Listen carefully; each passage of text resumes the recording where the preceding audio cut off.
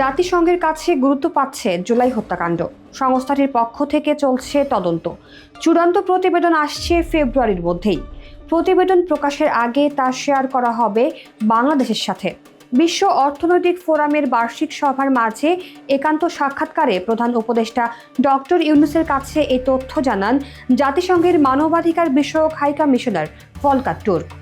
এর আগে গত 30 অক্টোবর তুর্ক জানিয়েছিলেন ডিসেম্বরের মধ্যেই পাওয়া যাবে এ প্রতিবেদন। শুধু জাতিসংঘের প্রতিবেদনই নয়, আরও 6টি স্বাধীন কমিশনের প্রতিবেদনও আসতে চলেছে প্রায় একই সময়ে।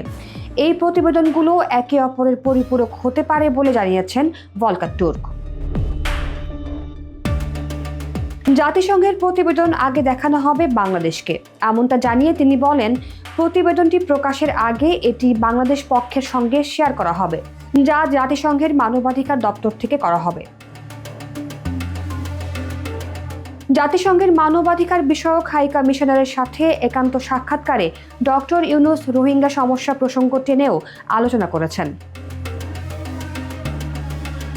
রোহিঙ্গা সংকট সমাধানে প্রধান উপদেষ্টা ইউএন মানবাধিকার প্রধানের সাহায্য কামনা করেন। তিনি বলেন, গত কয়েক মাসে মিয়ানমার থেকে নতুন রোহিঙ্গাদের অনুপ্রবেশের কারণে পরিস্থিতি আরও খারাপ হয়েছে। সম্পূর্ণ সহায়তার প্রতিশ্রুতি দিয়ে তুর্ক জানান, তিনি এই বিষয়ে সংশ্লিষ্ট সব পক্ষের সঙ্গে আলোচনা করেছেন, যার মধ্যে ইউএনের বিশেষ দূত জুলি বিশপও আছেন। ডক্টর ইউনূস মিয়ানমারের রাখাইন অঞ্চলে একটি ইউএন পর্যবেক্ষিত নিরাপদ অঞ্চল গঠনের আহ্বান জানান, যাতে নতুন রোহিঙ্গা অনুপ্রবেশ বন্ধ করা যায়।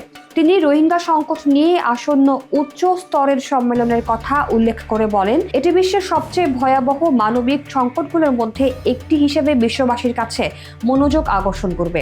ডক্টর ইউনূসের এমন মন্তব্যে সাড়া দিয়ে তুর্ক বলেন, এমন একটি সম্মেলন আন্তর্জাতিক সম্প্রদায়ের মনোযোগ রোহিঙ্গা সংকটের প্রতি ফিরিয়ে আনার জন্য অত্যন্ত গুরুত্বপূর্ণ।